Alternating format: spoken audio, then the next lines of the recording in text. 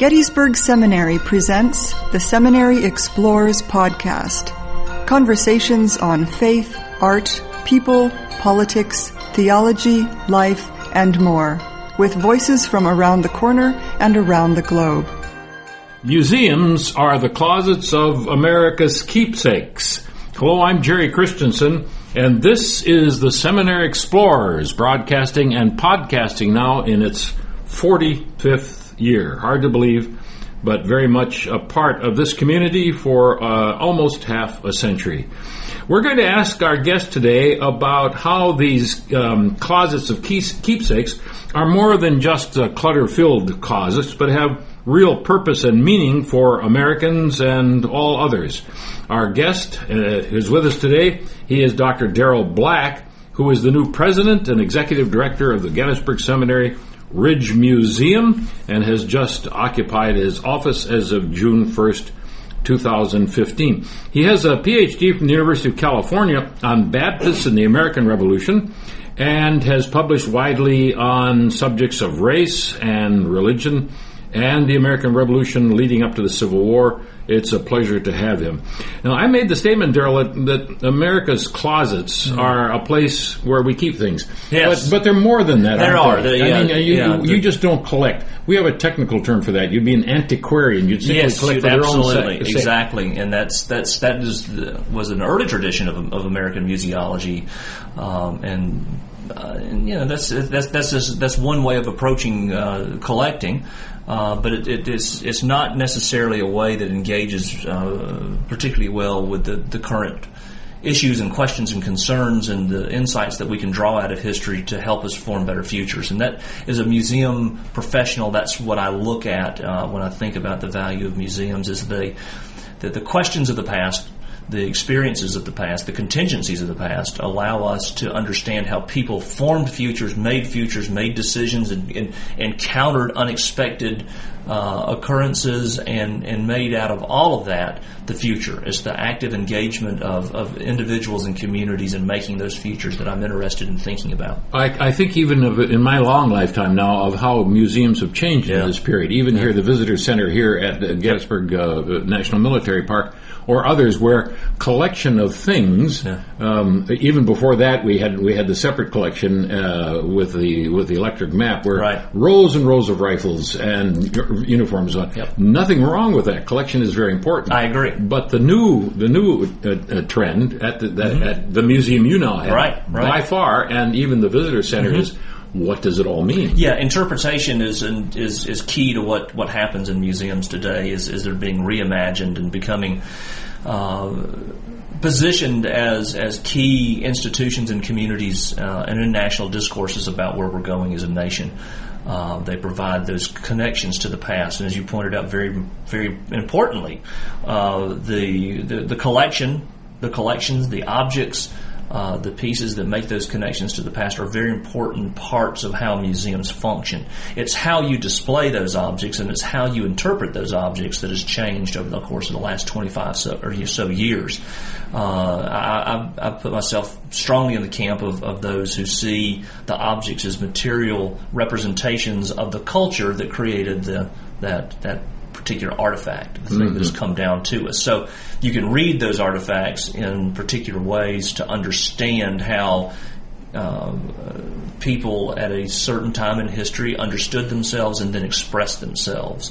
That ranges from display in clothing to the way that technology is functioning. If you could take that same that same wall of guns that you talked about, and if you were interpreting it or looking at it in 1972, just a random year, you're going to see technical information about that gun. This is a model blah blah blah, made blah blah blah, and that's about what you're going to see.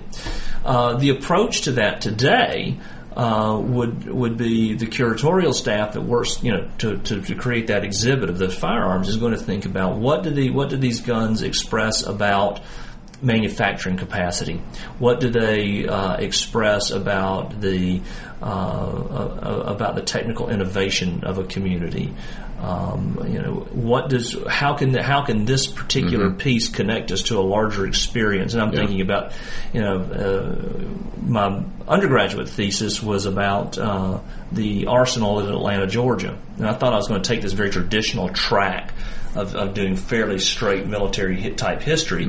But what I wanted to look at was the logistics and understanding how these the arsenals were built in the South and how they supported a Confederate war effort. I ended up moving in a very different direction, thank goodness, and asking very different kinds of questions about the Civil War era and expanding the periodization, say from let's call the Civil War era from 1775 to last week. Yeah, right. Really, I mean, I think it is a linchpin moment in American history, and culture, and social history.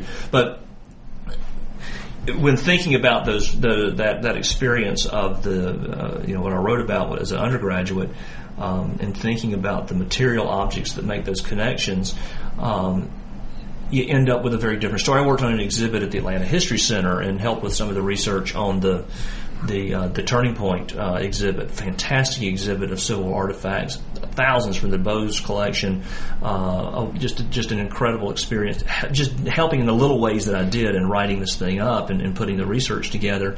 And the questions that I was asking and I was being encouraged to ask, even in the early 1990s about these things, was very different than what happened in 1972. What does the Georgia Armory Rifle tell us about the organization of Confederate war resources? That's a very different question than this is a Georgia Armory Rifle. Right. Who are the people that organized this? How did they organize this? Who are the people who manufactured these pieces? What did their work day look like? People collect bullets. Right? People collect Civil War bullets, and it's a fact. For a Civil War geek like me, that's fascinating stuff. To most people, it's not. But what we did with Civil War bullets and ammunition at the Atlanta History Center is I wrote a report because I'd written a thesis at UT Chattanooga on the arsenal and how it worked. I was able to delve into the labor of the women who were working in the arsenals making the ammunition.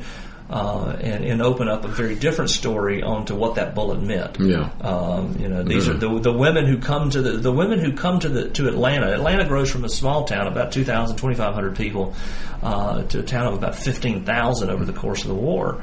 And because it becomes a hub of Confederate manufacturing, and many women who are wives of soldiers end up working for the Confederate government, either working in these laboratories making ammunition. The same thing happens in the North. You've got rooms full of women rolling the cartridges and making the ammunition. But in the South, this becomes, and in the northern arsenals, you have indigent women who are being paid for this labor as well. So it's a very similar experience, North and South.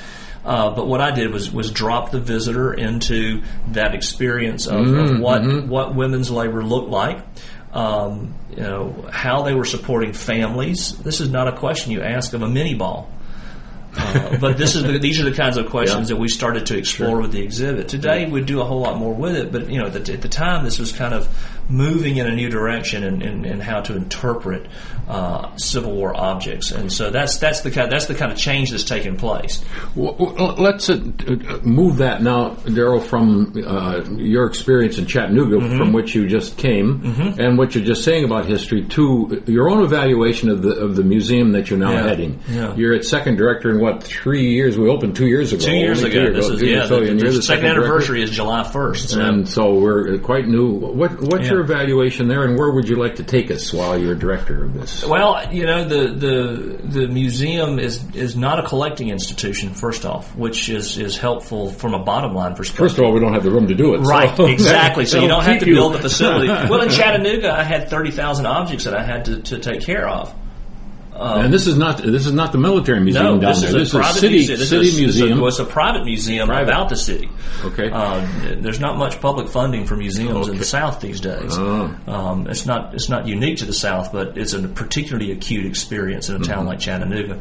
But the public support or the private support for the institution was incredibly strong, and so. But we had to take in building the new facility.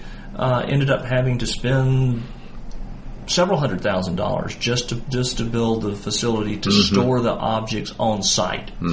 So yes, there's a financial burden that comes along with and a physical plant issue that comes to fore when you're looking at a collecting institution. Now, the advantages, of course, of being a collecting institution, you have a deep well of objects to draw from to tell stories. When you're a non-collecting institution, you work with local partners, and you do loan agreements to get objects in, and then you interpret them. So it allows you to focus more on interpretation than the storage and management of the collection. So what we have here is a fantastic example of a non-collecting interpretive museum that tells very important stories about the Battle of Gettysburg that have been obscured for the most part of the last 150 years. But they're areas of incredible importance. How did the battle start? What were the conditions that led to the unfolding of the 3 days that happened here on the seminary grounds? That's part of the story that we tell here, and the other parts of the story we deal with the social and cultural and religious and racial dilemmas that were facing the country in 1860 and 61, and even before, and thinking about abolitionism and thinking about the pro-slavery theology that's developing in the South, and thinking about that clash in northern and southern Americans, white Americans claiming very different gods and very different authorities. And it's almost as if you have two separate gods speaking to these people through the same scripture. Through the same scripture, through the exact same scripture. Very important. Very important. So we deal with that dilemma. We deal with that tension, and then we deal with the way that the hospital the building was used as a hospital, and that experience, which is a fascinating study. The Civil War era was the first time. In fact, 1862 was the first were the first moves by the United States Army to organize triage, to organize a very extensive hospital apparatus. And so you're right this is the first major battle the second major battle where you see that system that had been started in 1862 put in place. And so you're beginning to see some medical science and technology and organizational technology coming into play, which is a fascinating story. Some historians like to look at the Civil War, and especially on the northern side, and look at the way that this incredibly complex military operation was put together, and they see the foundations of the Second American Industrial Revolution. Right. The managers of the Second American Industrial Revolution got their experience in the Civil War running these huge armies. All but one president until 1900 is a Civil War veteran. Exactly. And he had a civil job, civil service job related to the war. So they all came out of an experience, but I never thought of that was not just the experience of war. They had skills, but business organization. Absolutely. Right. They had a Harvard degree on site. In medical history, there's a great book that just came out, Learning from the Wounded. It's about how the Civil War, the experience of Civil War medicine influenced post-war into the 20th century medical practices. So, you've got all of these lessons that are learned and all of these experiences that shape what happens coming out. So that's what we want to do, is we want to think about how the Civil War, how this battle was shaped, how this battle shaped the Civil War, how the experience of wounded men, you start thinking about what today we call post-traumatic stress disorders. Hey, these soldiers who fought at Gettysburg and fought in Civil War battles experienced these horrors and didn't really have a name for it. So there's an experience of that makes it of the Civil War medicine and the Civil War experience of being disabled, that we address and that we talk about and that we interpret here. And then of course there's bigger questions of race and the future are issues that continue to be front page stories in American life. Today we're sitting here this morning on the day that there is a horrible incident of racial violence having been committed in a church in Charleston, South Carolina. And so these issues that I'm thinking about as a scholar and as a researcher and as somebody presenting these stories in a really interesting space, these things are as current as this morning's Good Morning America. We're talking to Dr. Darrell Black, who is the new president and executive director of the Gettysburg Seminary Region Museum, who's come to us recently from the Chattanooga History Center, and has taken over his new duties just as of June 1st in 2015. And I'm Jerry Christensen. I wonder, Daryl, if this is an appropriate question, shifting from the theoretical and the museological to the personal. Yeah. You're born and raised in the South. Yes. Now, there have been observations about the no, I'm not going there, wherever it is. But there have been observations about the Renaissance, the great authors who come out of the South. Yeah. Some of our best authors have come out of the South. Does that have implications for people interested in the Civil War? Do you bring a particular? Do I bring a particular slant to it? I would. And your interests? Well, would they be the same as mine? I would be particularly. I'll be very personal about this. Yeah, but that's what I grew up in a household that was very Confederate. And you see that still in the South today.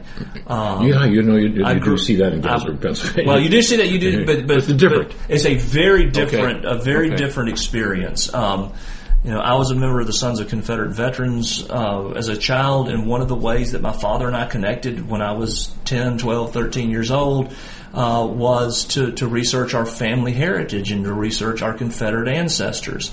The stories that come out of both my mother and father's families have raping and pillaging Yankees. I mean, in the family tree, have got these instances of pillaging, raping Yankees.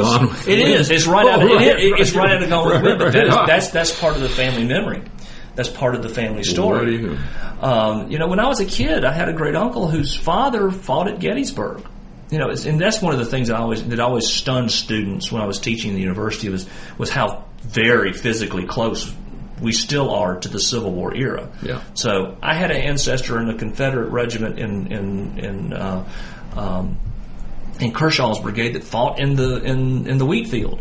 And my great uncle talked about it. He said the only thing he ever said about it is he was laying in this field and the wheat was all getting shot down over his head. And that's all but still there's that very, very specific connection. So this is, I'm 11, 12 years old. So this is mid 1970s. And talking about these issues. But as the interest in Confederate memory became more of a critical engagement for me as I began to do research and listen to the stories that people were telling around me. I began to see a disconnect because when I started reading soldiers' diaries, the racism, the attachment to slavery, the understanding of what was going on in the bigger political sense started to become very clear to me. So listening to the lost cause narrative that I'd grown up with, and then reading what the soldiers were writing in 1862 and reading what the politicians were saying in 1860 and 61, and then discovering that and discovering this really jarring disjunction between the culture of the lost cause, which was still in my parents' household part of living memory, and then seeing what the soldiers were writing in the 1860s began to shift my view. I would certainly say by now I am I'm not going to say I'm an outcast, but I'm certainly the outlier in my family. Because that journey of discovery continued to lead me down and open up questions and open up new vistas. And without surrendering your past, you couldn't do it. No, it's not. I mean, I grew up in a segregationist household. My father voted for George Wallace for president. He loved Lester Maddox. We were members of the Sons of Confederate Veterans. I mean, all of that stuff is true and part of my past. But being engaged in that conversation, in a lot of ways, a conversation with myself about the stories that I'm being told, the culture that I'm being raised in, and what the historical record shows me to be true about the past, was a very interesting experience. And it's an alienating experience because in some places, in many places in the South, it can be an alienating experience because you're having to go against the common sense of your family, the common sense of your friends, the common assumptions of your friends. So to make those decisions is very difficult, which speaks to me very specifically about the issues of race, about the issues of memory of the Civil War. I mean, I would have never predicted 10 or 15 years ago that we'd see such a resurgence in neo-Confederate, pro-Confederate apology but it's all over the internet. And I think the internet has helped kind of fuel this. But there are political organizations that are very specifically speaking out and claiming the Confederacy was something that it never was. And then that lays a foundation for a new future of what the South should be, which is if you look at the League of the South and other organizations such as that, it's an all-white narrative. It's an all-white nation, cultural identity. So, you get wrapped up in all of these questions about identity, and you start thinking about how difficult it could be and can be and still is to separate oneself from that identity as a white Southerner growing up, and now continuing to grow up, bombarded constantly by these neo-Confederate visions of half-truths, chit-chat and make-believe, however you want to put it. It's a hard thing to break away from those old patterns of thinking. Mm-hmm. And that's not just for white Southerners. I mean, one of the things that this museum helps us think about in the way that we interpret it is that there are significant political divisions in the northern population, in the northern public mind, in the Northern Army that fights, the United States Army that fights here. Mm-hmm. You've got abolitionists and Republicans and radicals from the 1848 Revolution that fight on the First Day's Field, the 1st Corps and the 11th Corps. It's interesting that Abner Doubleday doesn't come back to command on the 2nd day, and by July 8th is out of the Army. He's an abolitionist. He's on the outs with Meade. Mm-hmm. Oliver Otis Howard, a strong Republican, an avid abolitionist, and later become a man who becomes the leader of the Freedmen's Bureau after the Civil War. Mm-hmm. By September, where's O.O. Howard and his group of radical German 48ers? Mm-hmm. They're in Chattanooga. Right. They get transferred along with Slocum, along with the 12th Corps, and they end up. So there's almost this purge of radical politics in the Army of the Potomac after the Battle of Gettysburg. So that opens up.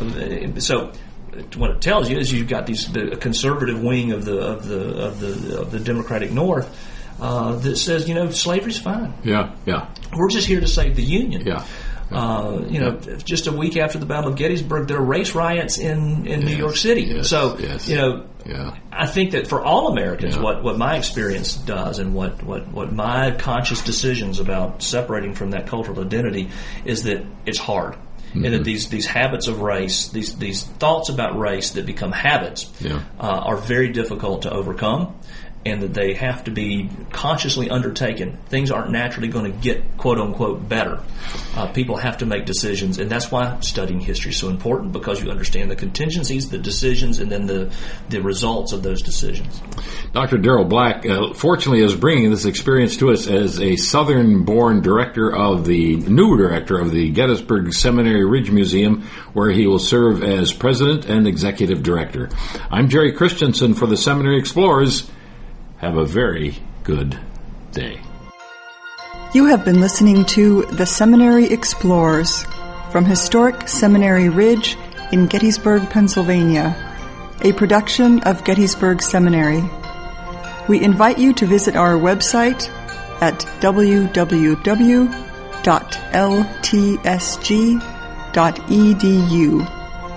Opinions expressed on this program are not necessarily those of Gettysburg Seminary or the Evangelical Lutheran Church in America.